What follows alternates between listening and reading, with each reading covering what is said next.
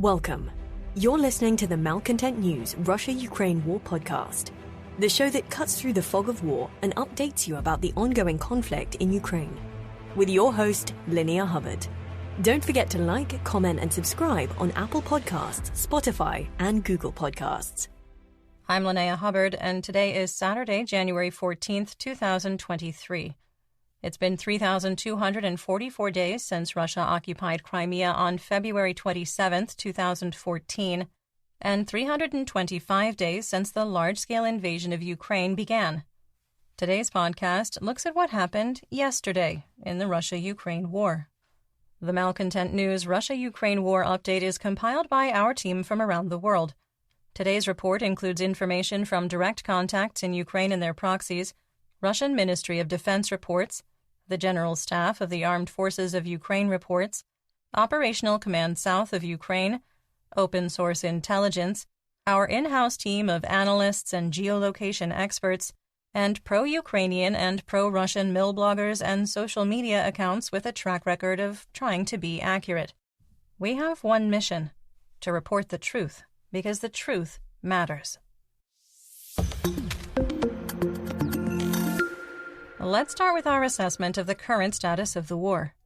First, our assessment that strife and power struggles between rival factions in the Russian Ministry of Defense would escalate was accurate, with private military company or PMC Wagner Group and the Russian Ministry of Defense or MOD publicly arguing over credit for the near capture of Soledar. We say near capture because multiple Russian sources reported continued fighting within the city yesterday. Second, we maintain the ongoing information warfare between PMC Wagner Group and the Russian MOD is a byproduct of the strife within the Kremlin. Third, we maintain there is a risk of punitive missile and drone attacks on civilians and civilian infrastructure, with an elevated risk from January 19th to 21st. Fourth, we are less confident that Russia will continue wide-scale attacks on the Ukrainian electrical grid at the same operational tempo as from October to December, and we're unsure if the ongoing pause is due to precision munition shortages, unfavorable weather, a change in command, or a change in strategy. Fifth, we maintain that there is a risk of a nuclear accident caused by the de-energization of Ukrainian nuclear power plants as a result of Russian electrical infrastructure destruction. Sixth, we maintain that Russian forces led by PMC Wagner Group have taken the initiative on the Soledar-Bakhmut axis, but remain largely defensive throughout the rest of Ukraine. Seventh, we assess that the Russian offensive on the Avdiivka axis west of Donetsk has reached a culmination point.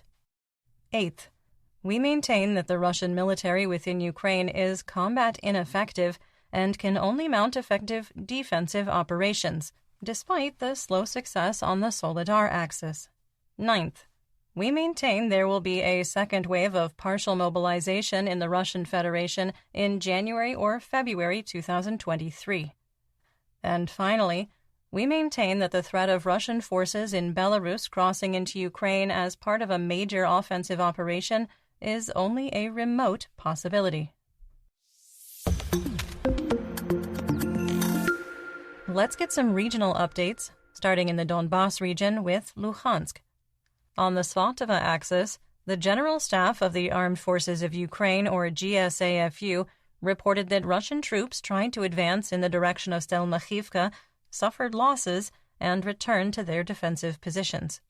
The Luhansk People's Republic, or LNR, Joint Center for Control and Coordination, or JCCC, reported Russian-occupied Svatova was heavily shelled and an oil-pressing facility was destroyed. On the Kremina axis, Russian forces attempted to advance on Makiivka and were unsuccessful.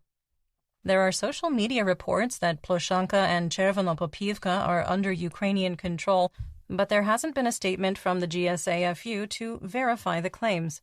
The rumors have likely started due to very little information being reported about either town and a lack of coverage from Russian sources.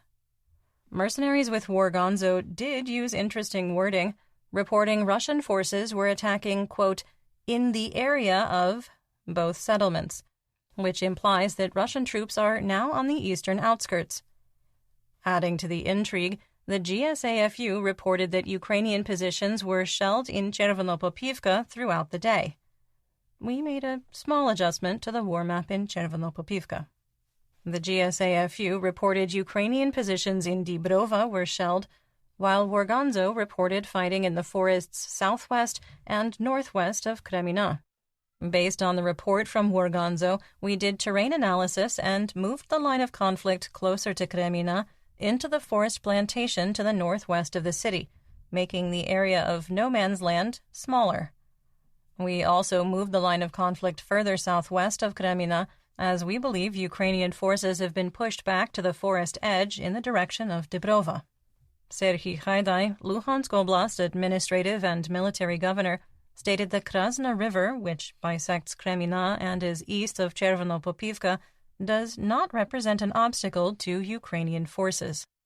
On the Lysychansk axis, fighting continued near Bilohorivka, the one in Luhansk, with no change in the situation, while the LNR JCCC reported that Ukrainian forces shelled the city of Lysychansk. In northeast Donetsk, on the Siversk axis, Russian and Ukrainian sources reported fighting near Spirna and Berestova. The attempted advance on Spirna was significant, but ultimately unsuccessful. It's unclear if it's Russian forces or PMC Wagner leading the attempted advance on Rozdolivka and Vesele from Yakovlivka, as neither Moscow nor St. Petersburg seems eager to own the unsuccessful attack. Based on all available information, we do not believe that Russian forces have secured full control of Soledar, despite claims by PMC Wagner and the Russian Ministry of Defense. Ukrainian sources and mercenaries with Rybar and Worgonzo reported continued fighting in the western part of the city. Rybar claimed that, quote, cleanup continued, while Worgonzo reported heavy fighting. PMC Wagner and Russian propagandists made claims of, quote, hundreds of dead Ukrainian troops, with videos showing about half a dozen dead soldiers that had been moved together in two different locations. In the center of Soledar, propagandist Alexander Sladkov, who was visibly nervous, ran to exhaustion to one of the areas where Ukrainian soldiers, who all died at different times, had been arranged, while the sound of artillery could be heard in the video. The bigger fight for Soledar was off the battlefield, between Moscow and the home of PMC Wagner in St. Petersburg. So here's the gossip. The Russian MOD morning report didn't mention PMC Wagner, declaring, quote, the capture of Soledar became possible due to the constant fire destruction of the enemy by assault and army aviation, missile troops, and artillery of a group of Russian troops. They continuously inflicted concentrated strikes on the positions of the armed forces of Ukraine in the city, preventing the transfer of reserves and the supply of ammunition, as well as attempts by the enemy to withdraw to other lines of defense. End quote. Needless to say, behind the scenes, PMC Wagner head Yevgeny Prigozhin had a meltdown, which forced the Russian MOD to release a second statement only 6 hours later, which read, quote, in connection with media appeals regarding the composition and participation of various units of the Russian grouping of troops or forces in the liberation of the city of Soledar of the Donetsk People's Republic from the units of the armed forces of Ukraine, we deem it necessary to clarify the following. Offensive operations in this tactical direction, which ended in the defeat of the armed forces of Ukraine and the capture of the city of Soledar, were carried out by a heterogeneous grouping of Russian troops according to a single plan, which provided for the solution of a complex of combat missions.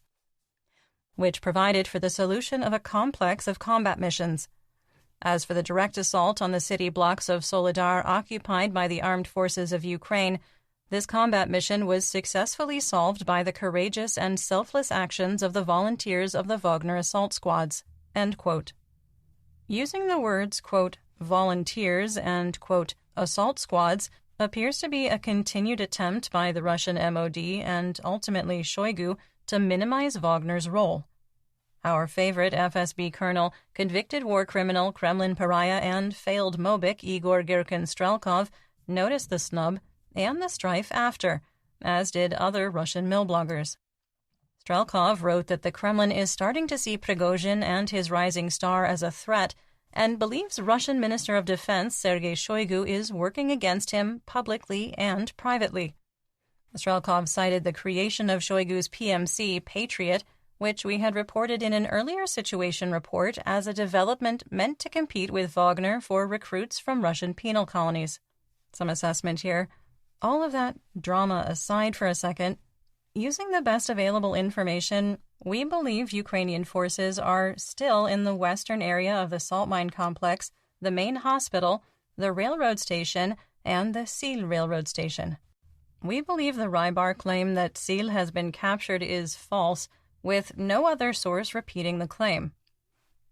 The assertion that the city remains contested is absolutely an exercise in pedantry, but the truth matters. Fighting continued near Krasnohora, with Russian attempts to advance on Paraskoviivka entering a pause. Reports of fighting in or near Blahodatne are false, and claims by Rybar of Russian forces entering Krasnohora also appear to be false, with multiple videos and pictures showing Ukrainian forces not only in control, but no sounds of fighting within the town west of Soledar. On the Bakhmut axis, the GSAFU reported that Ukrainian forces defended their positions in Pirhorodne, once again countering the Russian MOD claim from January 11th that the settlement was captured. Fighting continued east of Bakhmut.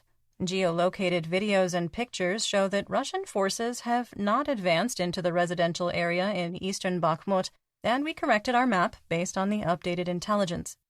South of Bakhmut, Russian and Ukrainian sources reported continued fighting near Klishchiivka. The GSAFU reported an attack on Predtechne was repulsed. The report created panic and joy on social media, depending on the viewpoint, which in our assessment was unwarranted. Located over 10 kilometers west of the known line of conflict, this was likely a squad or platoon-sized DRG unit, which was discovered and neutralized. The GSAFU reported that a Russian attack in the area of Kurdyumivka was repulsed, indicating that PMC Wagner, or Russian troops, remain east of the canal. Some more assessment. While our report for Soledar Bakhmut reads as a net positive, the situation is extremely difficult and very fluid. It is critical to remind our listeners that although we maintain Soledar remains contested, Ukrainian forces control 10% of the city, which includes the Sil railroad station, at best. We maintain that PMC Wagner and the Russian MOD are all in and will fight to capture Soledar and Bakhmut at all costs. Further, the now public fighting for dominance on this axis could spill over into command decisions by Wagner and the Russian military. We believe that tension between units in the field could cause fratricide incidents. In southwest Donetsk, the operational tempo remains low on the Avdiivka and Marinka axes, and there haven't been reports of significant fighting around New York or Novomikhailivka. In our assessment, fighting for control of Avdiivka has reached the third culmination point since February 2022. Positional fighting continued near Opitne, the one by Donetsk International Airport, Vodiana, Pervomaiske, and the Ukrainian firebase at Nevelske without success. The 1st Army Corps of the Donetsk People's Republic, or DNR's, attempt to advance on Nevelske was a disaster. A platoon of tanks tried to make a breakthrough but was destroyed. Despite the failure, light infantry of up to 2 platoons was still ordered to advance without armor and artillery support and suffered significant losses before retreating. On the Marinka axis, DNR separatists attempted to advance on Krasnohorivka without success, while positional fighting continued in Marinka. On the Vuhledar axis, the Russian MOD reported that Ukrainian forces in Pavlivka were shelled and up to 20 troops were killed, without any evidence. The Kremlin meant the report to show a glorious victory while confirming that Pavlivka is still contested. On the Zaporizhzhia-Donetsk administrative border, the GSAFU reported that Russian forces shelled Vremivka and attempted to advance on Velika Novosilka without success. In Russian-occupied Mariupol, the temporary boilers supplying heat to the left bank districts including the enclaves used by occupiers and Russian propagandists, failed. The only available heat in the city is through 1,500-watt portable heaters and heating centers. United Russia, the same Putin-aligned organization we covered in a special report about the propaganda campaign Mariupol Comes to Life, has set up a heating center. Propagandists with Rydovka also set up a heating tent in the occupier zone, which was little used.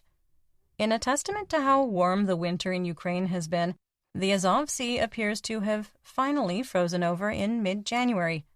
For reference, the Azov Sea typically freezes over in December and sometimes even earlier. Moving on to Kherson and Zaporizhia. There was mutual shelling on the west and east banks of the Dnipro. There were 49 fire missions on Free Ukraine, killing 1 and wounding 2, with 7 artillery strikes in the city of Kherson. In Kherson, a terminal where buses for city transit are kept overnight was shelled, damaging 16 vehicles and injuring 1 person. Russian troops in Oleshki on the east bank of the Dnipro were also shelled. The International Atomic Energy Agency, or IAEA, Director General Rafael Grossi reported that the observer team at the plant was successfully rotated, with the 5th group arriving at the station on January 13th. There is no change in the status of the Zaporizhia nuclear power plant, and negotiations to create a demilitarized zone and have Russian forces withdraw from the plant continue. Grossi expressed concern about the plant's short staffing and the pressure placed on employees to sign contracts with the Russian state agency Rosatom, saying, quote, "The reduced ZNPP staffing levels, combined with psychological stress due to the ongoing military conflict and the absence of family members who fled the area, have created an unprecedented situation that no NPP staff should have to endure." End quote. In Zaporizhia, Russia and Ukraine exchanged sporadic artillery fire from the Zaporizhia-Donetsk administrative border to Huliapola to Orehiv to Kamyanskia, with the shelling of Huliapola reported as intense. In Russian-occupied Berdyansk, the car of the Russian-aligned mayor exploded in an apparent attack. There was no information on any casualties, but videos and pictures showed the vehicle completely engulfed in flames. Residents in occupied Melitopol reported a powerful explosion in the city's center, but at the time of recording there was no additional information. In the Black Sea, Crimea, Mykolaiv, and Odessa region, Operational Command South, or OCS, reported 4 vessels of the Black Sea Fleet on patrol, none of which are missile carriers.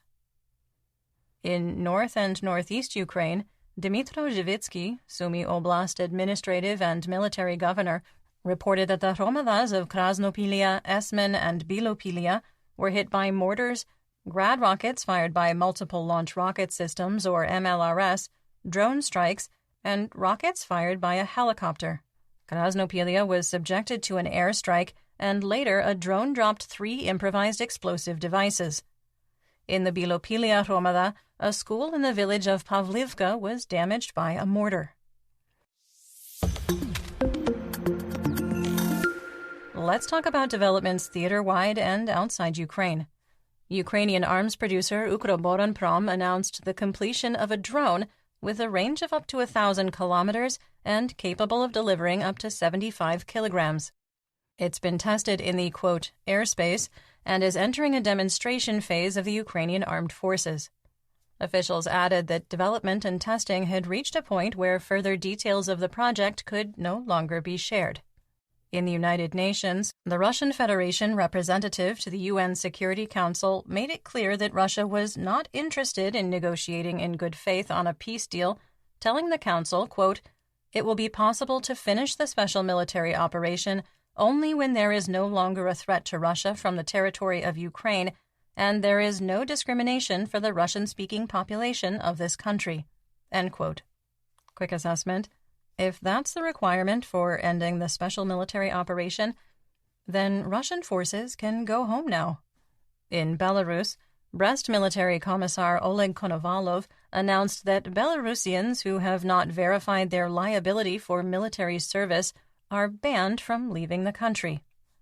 German media reported that Germany's defense minister, Christine Lambrecht, plans to resign. The initial source of the claim is published in Bild. Lambrecht has reportedly already tendered her resignation, and an announcement is allegedly planned for next week.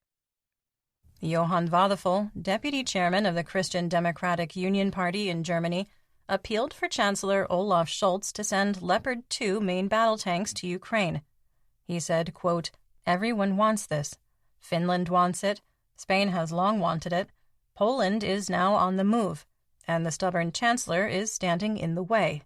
End quote. Dmytro Kuleba, Minister of Foreign Affairs of Ukraine, claims that 5 nations are prepared to provide his nation with MBTs, those are the main battle tanks, in addition to the wheeled tank destroyers France has already committed. Kuleba added that German officials are the last obstacle, stating that Kyiv was waiting for, quote, "the issue with Germany to be resolved," end quote. Less than 24 hours after the Netanyahu administration announced they would not change Israel's stance on providing military aid to Ukraine, the nation appears poised to provide military technology to Ukraine. The Ukrainian ambassador to Israel said that Jerusalem had approved providing smart warning systems to detect drone and missile attacks. Israeli air defense systems for detecting, tracking, and destroying drones and rockets are considered some of the best in the world. Rumors continue to swirl that the United Kingdom will provide a company-sized contingent of Challenger tanks to Ukraine. The Challenger 120mm rifled main gun has a range of up to 8,000 meters, which is more than double any MBT that Russia can field today. Speaking of rumors, let's talk about Russian mobilization. Just hours after the Russian State Duma announced the end of deferments for mobilization and conscription for men with 3 or more children, Russian officials walked back the announcement. A spokesperson said the change was canceled after clarification with the Russian Ministry of Defense.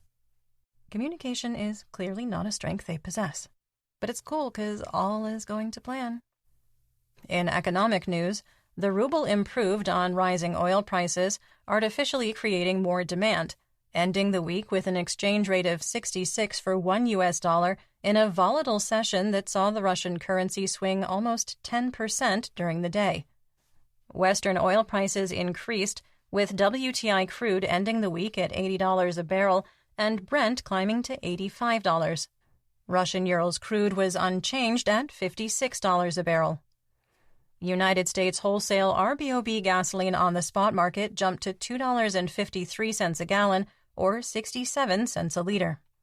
Dutch TTF natural gas futures continue to decline, dropping to €63 per megawatt-hour for February 2023 delivery and €64 for March.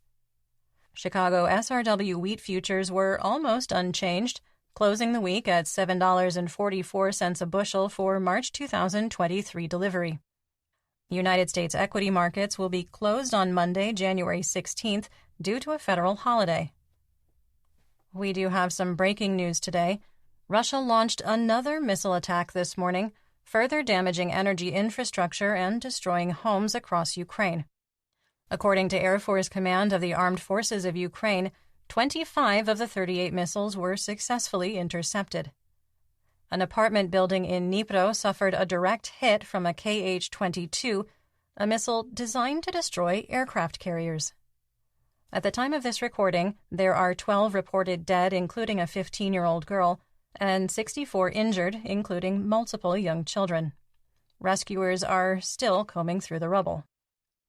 And that's what we know. Join me again on Monday for more updates. Until then, stay safe, everyone. You've been listening to the Malcontent News Russia-Ukraine War podcast. To help keep us independent, please consider providing financial support by becoming a patron. Want on-demand news in your hand? Download the Google News app and make Malcontent News one of your favorites to receive breaking news updates. Thank you for listening.